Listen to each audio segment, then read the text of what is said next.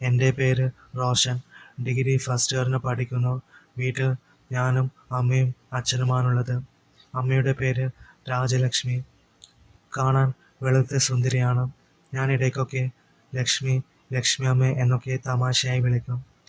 ഞങ്ങളെല്ലാവരും ചെന്നൈയിലാണ് താമസം. എൻ്റെ അച്ഛന് അവിടെയാണ് ജോലി. അങ്ങനെ ഇരിക്കെ ഒരിക്കൽ അമ്മ പറഞ്ഞു, ഡാ നമുക്കൊന്ന് നാട്ടിലോട്ട് പോയി വന്നാലോ എന്ന്. അത് കേൾക്കേണ്ട താമസം ഞാൻ ചാടിത്തുള്ളി സന്തോഷിച്ചു. മാത്രമല്ല, അന്ന് അച്ഛൻ എന്തോ കാര്യത്തിനായി ഡൽഹി വരെ പോയേക്കുമായിരുന്നു.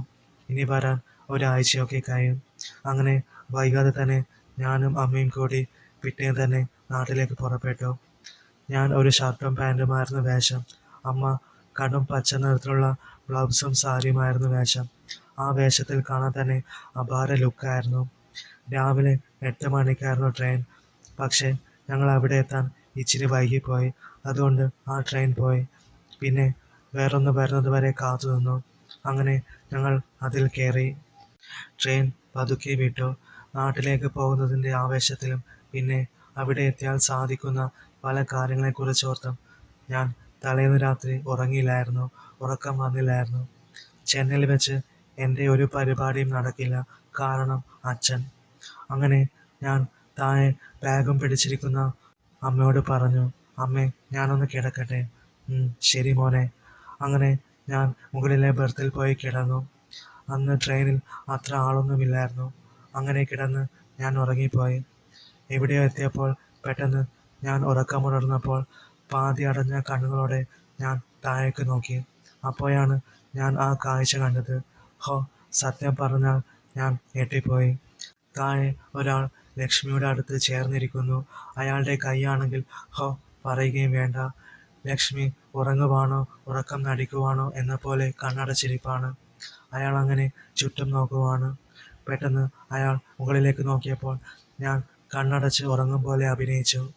കുറച്ച് കഴിഞ്ഞ് വീണ്ടും കണ്ണ് തുറന്നു നോക്കിയപ്പോൾ അയാൾ അവിടെ തന്നെ ഇരിപ്പാണ്.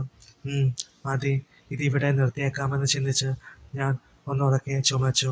പിന്നെ ഉറക്കമെണീറ്റതുപോലെ ഭാവിച്ച് എണീറ്റ് താഴേക്ക് ചെല്ലുമ്പോൾ അയാൾ വേഗം ലക്ഷ്മിയിൽ നിന്നും അകന്ന് അങ്ങോട്ടേക്ക് മാറിയിരുന്നു. ഞാൻ അമ്മയെ നോക്കിയപ്പോൾ അമ്മ ഉണർന്നിരിക്കുമായിരുന്നു.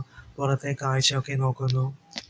ഞാൻ പുറത്തേക്ക് ചൂണ്ടിക്കാണിച്ചിട്ട് അമ്മയോട് പറഞ്ഞു, ദേ അമ്മേ, ഈ കാടൊക്കെ കണ്ടോ? ഈ കാടൊക്കെ ഇങ്ങനെ നിരന്ന് നിരന്ന് അങ്ങേയറ്റം വരെയൊക്കെ ഉണ്ടാവും. ചിലപ്പോൾ ഈ കാട്ടിലൊക്കെ ആരെങ്കിലും ഒളിച്ചിരിപ്പൊക്കെ ഉണ്ടാവും. അതെന്തിനാടാ കാട്ടിൽ ഒളിച്ചിരിക്കുന്നേ? അമ്മ സംശയത്തോടെ എൻ്റെ മുഖത്തേക്ക് നോക്കി. അമ്മേ, ട്രെയിനിൻ്റെ സ്റ്റെപ്പിൻ്റെ ഭാഗത്തൊക്കെ നിൽക്കുന്ന ചിലരൊക്കെ ഉണ്ടാവില്ലേ? ചിലപ്പോൾ അവരുടെ മാല അല്ലെങ്കിൽ ബാഗ്, മൊബൈൽ ഫോൺ, അങ്ങനെ വിലപിടിപ്പുള്ളതും അല്ലാത്തതുമായ എന്തും അവന്മാർ കാട്ടിനുള്ളിൽ നിന്നും പെട്ടെന്ന് വന്ന് തട്ടിപ്പറിച്ചുകൊണ്ട് പോകും. ചിലപ്പോൾ പറയാൻ പറ്റത്തില്ല, ആളുകളെ മൊത്തമായി അങ്ങ് വലിച്ചിടും കാട്ടിലേക്ക്. പിന്നത്തെ കാര്യം ഓഹോ, ഇപ്പോൾ അങ്ങനെയൊക്കെ ഉണ്ടോടാ? പിന്നില്ലാതെ അമ്മേ. എന്തായാലും അമ്മ ഒറ്റയ്ക്ക് വരാഞ്ഞത് നന്നായി കേട്ടോ. അതെന്താ, ഞാൻ കൊച്ചുകുട്ടിയാണോടാ? അതല്ല അമ്മേ, ഞാൻ നേരത്തെ സത്യത്തിൽ എനിക്കത് പറയണമെന്നുണ്ടായിരുന്നെങ്കിലും ഞാൻ നിർത്തി. പിന്നെ അമ്മയും ഒന്നും മിണ്ടിയില്ല. അങ്ങനെ യാത്ര തുടർന്നു. പിന്നെ ഇറങ്ങാനുള്ള സ്റ്റോപ്പ് എത്തി. ഞങ്ങൾ ഇറങ്ങി നടന്നു. പല ആണുങ്ങളുടെയും നോട്ടം എൻ്റെ അമ്മയാണെന്ന് എനിക്ക് മനസ്സിലായിരുന്നു. ഞാൻ പറഞ്ഞു, അമ്മേ, നമുക്ക് ഇവിടുന്ന് എന്തെങ്കിലും കഴിച്ചിട്ട് പോയാലോ? വിശക്കുന്നു. അത് വേണോടാ, ഇവിടുത്തെ ഫുഡൊക്കെ കണക്കാം. ഷോ അമ്മേ, വിശക്കുന്നു, അതുകൊണ്ടാ. എന്നാൽ ശരി, വാ. അങ്ങനെ ഞങ്ങൾ അവിടെയുള്ള ഒരു ചെറിയ ഹോട്ടലിൽ കയറി ഭക്ഷണമൊക്കെ കഴിച്ചു.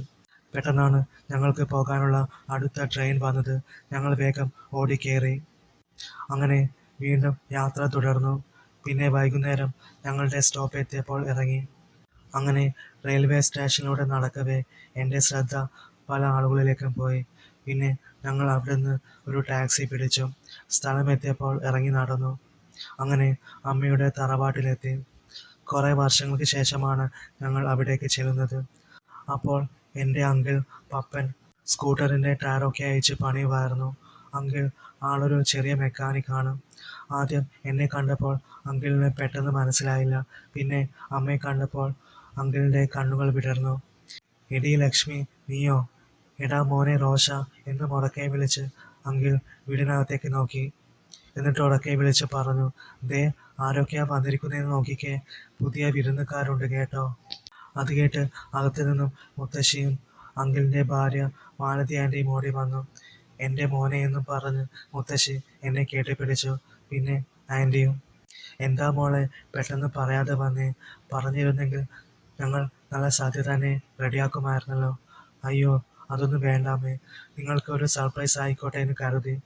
അപ്പോൾ എൻ്റെ നോട്ടം മാലതി ആൻറ്റി ആയിരുന്നു. പണ്ട് മെലിഞ്ഞ് ഇരുനിറമുള്ള ആൻറ്റി ആയിരുന്നു. ഇപ്പോൾ കുറച്ച് തടി വെച്ചപ്പോൾ വെളുത്ത് സുന്ദരിയായതുപോലെ തോന്നി എനിക്ക്. ഇങ്ങ് വാടാ കൂട്ടാ ചോദിക്കട്ടെ എന്ന് പറഞ്ഞ് ആൻറ്റി എൻ്റെ തോളിൽ കൈവച്ച് നിന്നു. എടാ നീ ആകെ വളർന്ന് സുന്ദരക്കുട്ടപ്പനായാലോടാ, ഇച്ചിരി തടിയൊക്കെ വെച്ചോട്ടോ എന്നും പറഞ്ഞ് ആൻറ്റി എൻ്റെ കവിളിൽ ഒരു നുള്ളും വെച്ച് തന്നു. കുറേ വർഷങ്ങൾക്ക് ശേഷം അവരെ കണ്ടതിൻ്റെ ഒരു നാണവും സന്തോഷമായിരുന്നു അപ്പോൾ എനിക്ക്. എടാ പപ്പ നീ പോയി കുറച്ച് സാധനങ്ങൾ വാങ്ങിച്ചേച്ചും വാടാ, മുത്തശ്ശി അങ്കിളിനോട് പറഞ്ഞു. ശരിയെന്നും പറഞ്ഞ് അങ്കിൾ സൈക്കിളും എടുത്ത് പോയി. ആൻറ്റി ആണെങ്കിൽ എപ്പോഴും അമ്മയോട് വാത്തോരാതെ സംസാരമായിരുന്നു. മതി മോളെ, ഇനി അവൾ കുളിച്ചേച്ചും വരട്ടെ, പോയി കുളിച്ചിട്ട് വാ മോളെ, എന്നിട്ടാവാം ബാക്കി സംസാരം. അല്ലെങ്കിലും മുത്തശ്ശിക്ക് എപ്പോഴും വൃത്തി എന്നുള്ള ചിന്തയാണ്. ശരി അമ്മേ, ദേ ഇപ്പോൾ വരാമെന്ന് പറഞ്ഞ് അമ്മ ബാഗൊക്കെ എടുത്ത് മുറിയിൽ വെച്ച് കതകടച്ചു. പിന്നെ അമ്മ കുളിമുറിയിലേക്ക് പോയി. അവിടെ ആകെ ഒരു കുളിമുറി മാത്രമാണ് ഉണ്ടായിരുന്നത്. വാടാ മോനെ, നമുക്ക് കുളക്കടവിൽ പോകാമെന്ന് പറഞ്ഞ് ആൻറ്റി എന്നെ കുളക്കടവിലേക്ക് കൂട്ടിക്കൊണ്ടുപോയി. പണ്ടൊക്കെ അവിടെ കുറേ കാടൊക്കെ മൂടിക്കിടപ്പായിരുന്നു. എന്നാലും അത് കാണാനും ഒരു പ്രത്യേക രസമായിരുന്നു കേട്ടോ. ഇപ്പോൾ അവിടെ അങ്ങോട്ടായി 2 വീടുകൾ ഉയർന്നു. പിന്നെ ഒരു പെട്ടിക്കടയും വന്നു. ആകെ മൊത്തത്തിൽ ഒരു മാറ്റമുണ്ടായി. ഞാൻ തോർത്തുമെടുത്ത് ബനിയനും ഇട്ടുകൊണ്ടായിരുന്നു അങ്ങോട്ടേക്ക് പോയത്. അവിടുന്ന് ബനിയൻ ഊരി വെച്ചപ്പോൾ ആൻറ്റി എന്നെ തന്നെ ഒരു നോട്ടം. ഹോ, എന്നാ ഒരു ബോഡിയാടാ ഇത്, 6 പാക്ക് ഉണ്ടല്ലോ ചെക്ക. അത് കേട്ട് ഞാനൊരു ചിരി പാസ്സാക്കി. അതെ ആൻറ്റി, ഞാൻ അവിടുന്ന് ജിമ്മിലൊക്കെ പോകാറുണ്ട് കേട്ടോ. ആഹാ, അത് കൊള്ളാലോടാ. പിന്നെ ഞാൻ പല പോസിൽ മസിൽ പിടിച്ച് നിന്ന് കാണിച്ചു കൊടുത്തു. ആൻറ്റി അതൊക്കെ കണ്ട് ആസ്വദിച്ച് പൊട്ടിച്ചിരിച്ചു. അങ്ങനെ കുറേ വർഷങ്ങൾക്ക് ശേഷം ഞാൻ തറവാട്ടിലെ കുളക്കടവിലേക്ക് ചാടി. ഹോ, നല്ല സുഖം, അത്യാവശ്യം നല്ല തണുപ്പുണ്ട്, പിന്നെ പ്രകൃതി രമണീയതയുടെ ഒരു പ്രത്യേക വാസനയും. പക്ഷെ അപ്പോഴാണ് എനിക്കൊരു കാര്യം ഓർമ്മ വന്നത്. ഒരു അബദ്ധം പറ്റിപ്പോയി എനിക്ക്, ഒരു വലിയ അബദ്ധം. എനിക്ക് നീന്താൻ പറ്റുന്നുണ്ടായിരുന്നില്ല. നീന്തൽ മറന്നു പോയിരിക്കുന്നു. പണ്ട് ചെറുപ്പത്തിലെങ്ങാണ്ടോ നീന്തിയതാണ്. ഇപ്പോൾ കുറേ വർഷങ്ങൾക്ക് ശേഷമാണ് വെള്ളത്തിലേക്ക് ഇറങ്ങുന്നത്. കൈകാലുകൾ ഇട്ടടിച്ചിട്ടും ഒന്നും അങ്ങോട്ട് ഏൽക്കുന്നില്ല. ഞാൻ മുങ്ങിത്താഴുന്നത് മാലതി ആൻറ്റി ഒരു അന്താളിപ്പോടെ നോക്കി നിന്നു. എടാ എന്തു പറ്റിയടാ, നീ എന്തായി കാണിക്കുന്നേ? ആൻറ്റി ഉറക്കെ വിളിച്ച് ചോദിച്ചു. ആൻറ്റി എനിക്ക് എനിക്ക് നീന്താൻ പറ്റുന്നില്ല ആൻറ്റി. എന്തോന്ന്, നിനക്കപ്പോൾ നീന്താൻ അറിയില്ലേ? പറ്റുന്നില്ല ആൻറ്റി. ഷേ, എന്നിട്ടാണോടാ മണ്ട എടുത്ത് ചാടിയത്? പെട്ടെന്ന് ആൻറ്റിക്ക് എന്ത് ചെയ്യണമെന്ന് അറിയില്ലായിരുന്നു. ആൻറ്റി അവിടെ നിന്നൊന്ന് പരുങ്ങി. പെട്ടെന്ന് ആൻറ്റി പാവാടയും പൊക്കി കുളത്തിലേക്ക് എടുത്ത് ചാടി. എടാ പേടിക്കാതെടാ, ഞാൻ വരുന്നു, ആൻറ്റി ഉറക്കെ വിളിച്ച് പറഞ്ഞു. അങ്ങനെ ആൻറ്റി എൻ്റെ അടുത്തേക്ക് എത്തി. എൻ്റെ തലമുടിയിൽ ആദ്യം പിടുത്തമിട്ടു, പിന്നെ എൻ്റെ കയ്യിൽ. ഞാൻ കുതിർന്നത് കണ്ടപ്പോൾ ആൻറ്റി പറഞ്ഞു, ഡാ പേടിക്കാതെടാ ചെക്ക, പേടിച്ച നമ്മൾ 2 പേർക്കും രക്ഷപ്പെടാൻ കഴിയില്ല, അടങ്ങി ഒതുങ്ങി നിൽക്കടാ. അത് കേട്ടതും ഞാൻ അനങ്ങാതെ നിന്നു. അങ്ങനെ കുറച്ച് കഷ്ടപ്പെട്ടിട്ടാണെങ്കിലും ഞാനും ആൻറ്റിയും രക്ഷപ്പെട്ടു. ഞാൻ അവിടെ അവശനായി കിടന്നു. ആൻറ്റി എന്നെ തട്ടി വിളിച്ചു. എടാ ഓക്കെ ആണോടാ? ഹാ അതെ ആൻറ്റി, താങ്ക്സ് കേട്ടോ. ഞാൻ കുറച്ച് വെള്ളം ഛർദ്ദിച്ചു. പിന്നെ ഞാൻ പതുക്കെ എണീറ്റിരുന്നു. ആൻറ്റി എൻ്റെ തോളിൽ തട്ടി ആശ്വസിപ്പിച്ചു. പെട്ടെന്ന് ആൻറ്റി എന്നെയും നോക്കി പൊട്ടിച്ചിരിക്കാൻ തുടങ്ങി. അത് കണ്ട് ഞാൻ ആൻറ്റിയെ അന്താളിച്ച് നോക്കിയപ്പോഴാണ് പെട്ടെന്ന് എനിക്ക് കാര്യം പിടികിട്ടിയത്. ഞാൻ വേഗം തോർത്തെടുത്ത് കൊടുത്തു. പിന്നെ ഞാനും ചിരിച്ചു. ഹാ, ഏതായാലും ഇനി നീ കുളിക്കണ്ട, ഇപ്പോൾ ആവശ്യത്തിന് കുളിച്ചല്ലോ, അത് മതി, ആൻറ്റി പറഞ്ഞത് കേട്ട് ഞാൻ ചിരിച്ചുകൊണ്ട് മോളി. അതിനുശേഷം ഞങ്ങൾ തറവാട്ടിലേക്ക് മടങ്ങി. അപ്പോൾ മുത്തശ്ശി കോലായിൽ വെറ്റിലയും ചവച്ചുകൊണ്ടിരിപ്പായിരുന്നു. എന്താ കുട്ടികളെ വൈകിയത്? അതും പറഞ്ഞ് മുത്തശ്ശി ഞങ്ങളെ സൂക്ഷിച്ചു നോക്കി. എന്താ മോളെ, ആകെ നനഞ്ഞിരിക്കുവാണല്ലോ. ഹോ, എന്ത് പറയാനാ എൻ്റെ അമ്മേ, ഇവൻ്റെ ഒരു തമാശ. ഇവൻ പണ്ടെങ്ങാണ്ടോ നീന്തൽ പഠിച്ച ഓർമ്മയിൽ കുളത്തിലേക്ക് എടുത്ത് ചാടിയതാ, മുങ്ങിത്താഴ്ന്നു. അയ്യോ, ആണോ മോളെ? എന്നിട്ട് എന്തുണ്ടായി? എന്നിട്ട് എന്തുണ്ടാവാനാ, അവസാനം ഞാനും കുളത്തിലേക്ക് ചാടി ഇവനെ പൂച്ചക്കുട്ടി എടുത്തോണ്ട് വരുന്നത് പോലെ എടുത്തോണ്ട് വന്നു. ഹോ, എൻ്റെ മോനെ, ദൈവം കാത്തു. വാടാ, തല തുവർത്തട്ടെ എന്നും പറഞ്ഞ് മുത്തശ്ശി കോലാലിരുന്ന തോർത്തെടുത്ത് എൻ്റെ തല തുവർത്താൻ തുടങ്ങി. അപ്പോഴേക്കും അമ്മ കുളിയൊക്കെ കഴിഞ്ഞ് മുറിയിലേക്ക് പോകുന്നത് കണ്ടു. മുത്തശ്ശി തല തുവർത്തിക്കൊണ്ടിരിക്കുമ്പോൾ അതിനുള്ളിലൂടെ ഞാൻ അമ്മയെ നോക്കി. അപ്പോൾ മുറിയിലേക്ക് വാ എന്ന് അമ്മ തലം കൊണ്ട് ആംഗ്യം കാട്ടി എന്നെ വിളിക്കുമായിരുന്നു. ഞാൻ പറഞ്ഞു, മതി മുത്തശ്ശി തുവർത്തിയത്, മുടി ഉണങ്ങി. ഇല്ല, ഉണങ്ങിയിട്ടില്ല, അവിടെ ഇരിക്കടാ, അല്ലെങ്കിൽ പനി പിടിക്കും. അപ്പോൾ അമ്മ മുറിയിലേക്ക് കയറിപ്പോകുന്നത് കണ്ടു. കഴിഞ്ഞോ മുത്തശ്ശി? ആ, കഴിഞ്ഞു. ഇനി മക്കൾ പോയി വേഷം മാറിയിട്ട് വാ. അപ്പോഴേക്കും അങ്കിൾ കടയിൽ നിന്നും സാധനങ്ങളുമൊക്കെയായി വന്നിരുന്നു. എടാ, ഇതാ നിനക്ക് വാങ്ങിയതെന്നും പറഞ്ഞ് അങ്കിൾ എനിക്കൊരു ചോക്ലേറ്റ് തന്നു. അവർക്ക് ഞാൻ അപ്പോഴും കൊച്ചുകുട്ടി തന്നെയായിരുന്നു എന്നെനിക്ക് മനസ്സിലായി. അങ്ങനെ ചോക്ലേറ്റും വാങ്ങി ഞാൻ വേഗം മുറിയിലേക്ക് ചെന്നു. കതകിൽ തട്ടിയപ്പോൾ അമ്മ പതുക്കെ കതക് തുറന്നു. വേഗം പാടാ എന്നും പറഞ്ഞ് അമ്മ എന്നെ പിടിച്ച് അകത്തേക്ക് കയറ്റി കതകടച്ച് കുറ്റിയിട്ടു. എടാ, ആർക്കെങ്കിലും എന്തെങ്കിലും സംശയം തോന്നിയിട്ടുണ്ടോ? അമ്മയുടെ ചോദ്യം കേട്ട് ഞാൻ ചോദിച്ചു. എന്ത് സംശയിക്കാൻ അമ്മേ, ഇവിടെ ആർക്കും ഒരു സംശയവുമില്ലെന്ന്. ആ മാലതി നിന്നോട് വല്ലതും ചോദിച്ചായിരുന്നോ? ഇല്ലമ്മേ. എന്താ?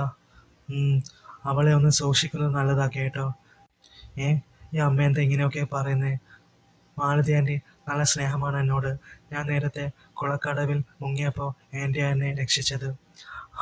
അതൊക്കെ ഞാൻ നേരത്തെ കേട്ടായിരുന്നു. അതൊക്കെ പോട്ടെ, ഞാൻ സ്നേഹത്തിൻ്റെ കാര്യമല്ല പറഞ്ഞത്. ആ മാലതി ഇത്തിരി സൂത്രക്കാരിയാണെന്നാ പറഞ്ഞ്. ആണോ അമ്മേ? ഓക്കെ. പിന്നെ അമ്മ കട്ടിലിനടിയിൽ വെച്ചിരുന്ന ബാഗ് എടുത്ത് കട്ടിലേക്ക് വെച്ചു.